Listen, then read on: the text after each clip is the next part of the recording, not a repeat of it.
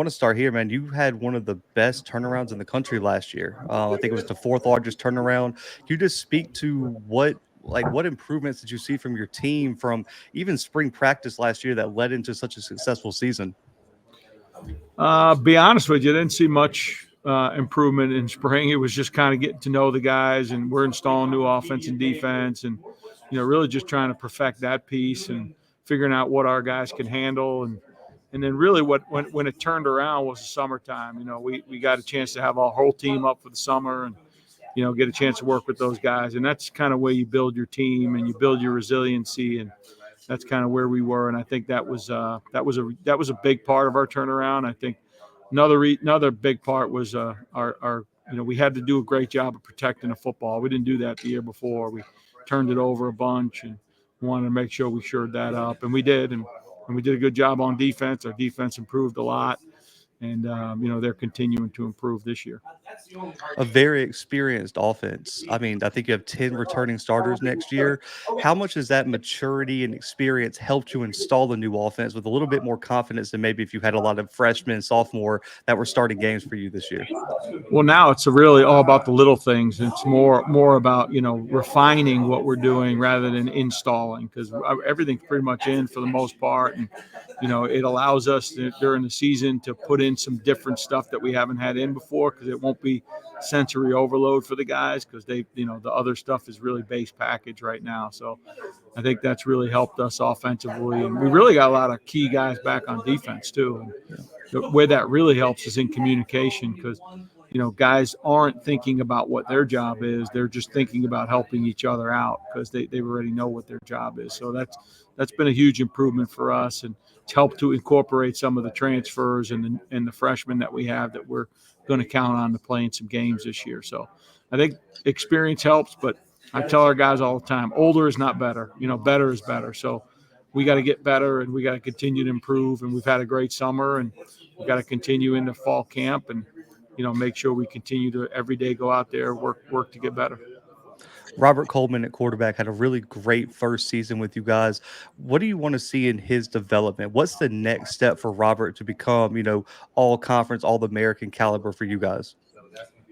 Just like I said, his experience in the offense is going to give us an opportunity to have a guy that's not, he's operating right now. That's the biggest difference. He's out there just operating the offense, and we have some player run practices going on. He's doing an awesome job of leading the offense and really communicating with guys. Last year, he was just trying to get his feet on the ground and learn what we were doing. And even though he was there in the spring was a big competition. Now he's still competing every day, but that's just in his nature. But, we all know that he started 11 games for us, so he's always going to get the benefit of the doubt when it comes to the competition. So he's out there just really taking it to the next level. We call it football 200. Last year he was football 100, and now he's at the next level, and he's really working towards getting a master's degree in our offense. We had Caleb Williams at defensive tackle. I think he was ranked a top 5 defensive tackle by our publication. What have you seen from his growth, and what makes him so dominant on the interior of your defensive line? He's the strongest player on our team. I mean, he's 700-pound squatter, and and really probably way more than that now. We just don't put that weight on his back anymore.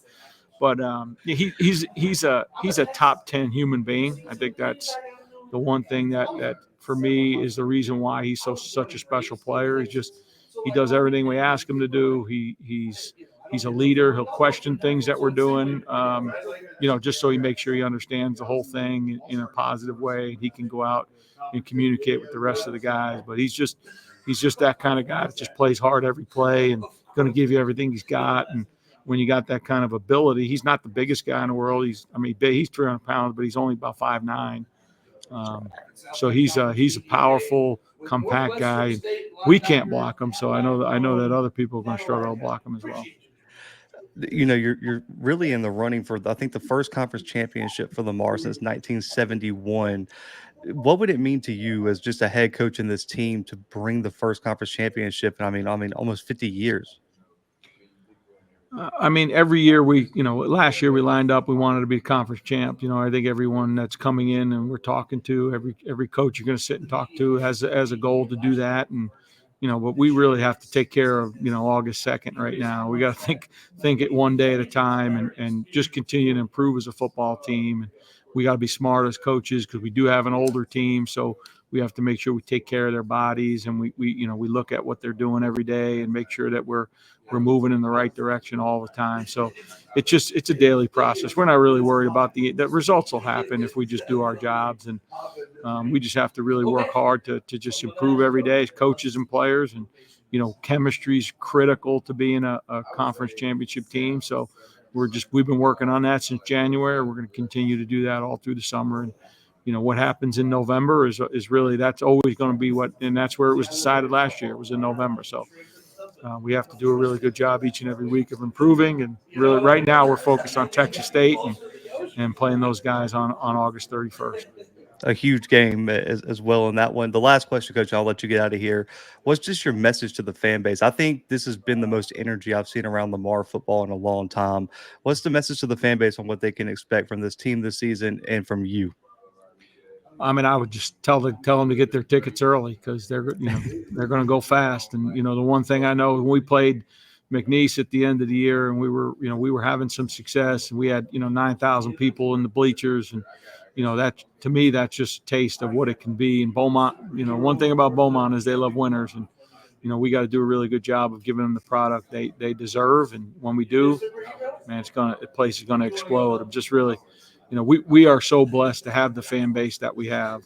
They've been fickle, obviously, because they haven't had the success that they want, but now the success is coming, so they need to get their butts in the seat and get their tickets. Coach, I appreciate you, man. Good luck on the season. Looking forward to talking to you at the end of the year. You got it. Thanks, Zach.